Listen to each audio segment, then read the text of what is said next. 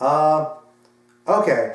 I know I'm a couple days late on this, and I almost shouldn't do a response video to it, I guess, because that's just kind of giving into the cycle that's permeating here. But we did the live stream a little while ago with the Fandom group, which is awesome. Subscribe to the Fandom group. It's my anime collab channel. We talk about all things geeky, movies, comics, video games, whatever. Check us out if you haven't already.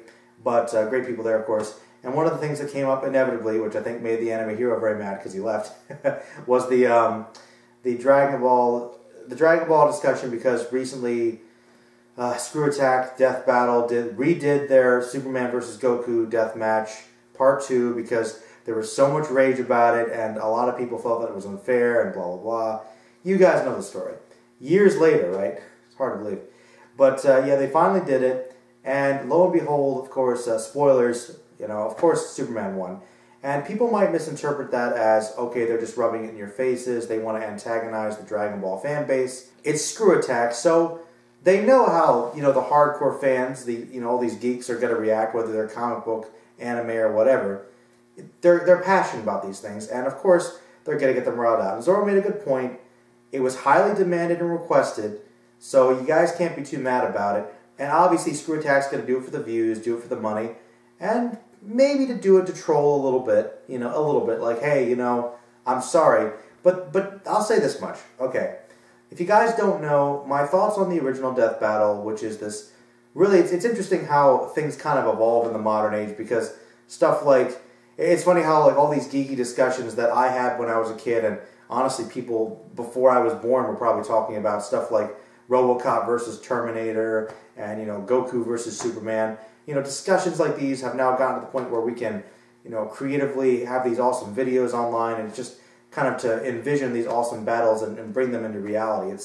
It's awesome how things transgress like that. But anyway, to be a little less philosophical, my thoughts on the original Death Battle were, I thought it was incredibly well done. Like, literally, their original Goku versus Superman Death Battle is maybe not the most interesting or fair of any of the death battles, but in terms of putting all their effort into it to make it as epic as this standoff should be, due to the history of all the fan bases, it was well done. And it's not like they made it seem like Goku went over easily. Honestly, yeah, so, Superman won. And their explanation for they stood, and they kind of reinforced it, and they reinforced that, at least by the standards of their video, they're trying to respect their fans and give these characters credit where they're due. And they explain that by the nature of their characters and their series, Superman and Goku are very different. They both embody something to strive for, but from a different perspective. Like they said, Superman is the ideal perfection, God living among men, the absolute aspiration that you'd want to get to be, the ultimate hero. Goku is a self-made man who is constantly trying to reach that, making him more relatable, and yes, a better written character. And believe me, even though I'm a big supporter of the Dragon Ball character analysis, as you guys know, that's where I got my start on the channel, yes, I would not have honestly said that Goku is a better written character than Superman, but really, he is. In all honesty, and that's not to say that Superman is a bad character. Superman is a great character. I am a Superman fan as well. Nowhere near as much as I am of Dragon Ball, obviously, but I still really appreciate Superman. The Superman animated series, Justice League, a fantastic version. Love the Christopher Reeve movies. I even like Henry Cavill, Man of Steel. I was a big fan of that. I got the poster over there. But, they embody different ideals. And that's the most important thing to take away from the video. Don't get antagonized. Don't get salty. I mean, even if they're trying to tick you off, seriously, accept the wisdom of this. I know some of you won't be able to, or some of you don't want to. It's more fun to complain. I know. I'm not going to lie. I wanted to see Goku win, because the message they hammered in their video was, they basically said Goku is a better character. They basically said, they said that Superman, because of the way he is designed for his comics, and because of the way American comics are set up, where you have multiple runs, reboots, different writers, artists, editors, working to create a different storyline and a different Superman or a different character for that storyline, that's why, unfortunately, characters evolve. And that's the cool thing about comic books, is that they can change for what you need them to. Sometimes it's good, sometimes it's bad, different situations. Superman's unique, though, because unlike somebody like Batman, who, despite his transformations, the core of Batman's always been basically the same. You could say the same thing about Superman, but in terms of Superman's powers, they fluctuate dramatically. They're wildly inconsistent. That's why you couldn't have a real death battle, because you'd have to pick a specific version of Superman, you know, from a certain time period, or heck, even a storyline. It's bad writing. The writers don't work together that well to keep their characters consistent. You have a couple of years where one or two writers have a specific run on a character, and then somebody else takes over. And whether or not they choose to accept the previous version of Superman in that particular, you know, reboot of the universe or whatever is up to them. So, you know, Superman's rather inconsistent and incredibly OP. You saw some of the listings. Superman is ridiculously powerful, and yet, you know, some people can beat him. So like I said, kryptonite and magic are the only consistent things that can mess up Superman, and Batman because he's awesome. You know, rule of awesome DC Comics, whatever. It's fine.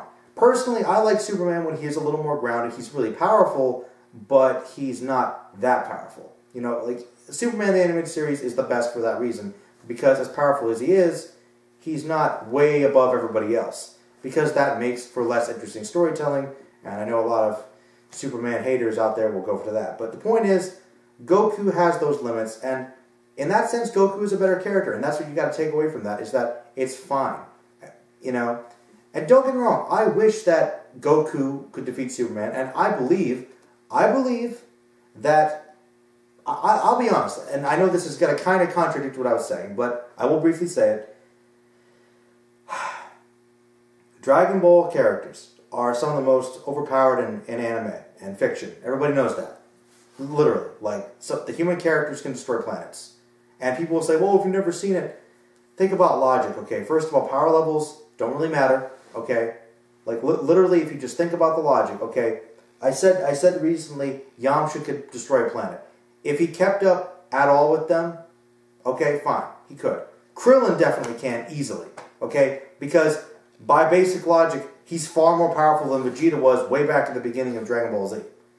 And Vegeta, pushing himself to his limit with his reserves at the time, could destroy a planet. And think about how much more powerful these characters are by the end of Z from where they were at the beginning. Take a look at some of the villains that Superman fights, somebody like Darkseid, Brainiac. They're powerful, but how should they be able to give him trouble? Once again, inconsistency. So, on any given day, Superman should be obliterated from a full-on Super Saiyan 3, Super Saiyan God, whatever, Kamehameha to the face. Because they can destroy solar systems, galaxies even. You know, we're getting it seriously. It's ridiculous. Remember, people forget Majin Buu blowing up planets like they were nothing. Nothing. Just teleporting. Nothing. And they're getting more powerful because it's silly. And that's the silly thing about Dragon Ball, is how ridiculous it is. And Toriyama knows that. So both series, both characters have a certain aspect of silliness. At the end of the day, it's a fictional, fun, hypothetical death battle. And the debate's going to keep raging on because it's one of the great debates and things are always changing. So, you know, yes. You know, I in my mind, Goku would win. Is that because I think he's a better character and I like him more? Maybe there's some bias. But you know what? Superman is also incredibly OP. And sometimes it's stupidly OP in some storylines. Like, if you read All-Star Superman, which I hate, or you can watch the movie if you want. I absolutely loathe that movie. That is a perfect example of why a super incredible, powerful Superman can be bad for a story. Because at that point, he's dying, and yet he's getting even more powerful as he dies. He literally sees the Force, understands like the basic matter of the universe, and transcends to become God. Literally. Okay, an omnipotent, all-powerful being. Anyway, it's okay. It's okay, guys. Just let it go. Breathe. You can continue to make your points. Just remember, at the end of the day, just a fun little death battle. You know, nothing to get angry about.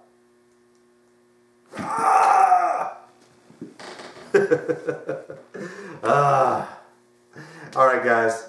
Merlin out. Peace.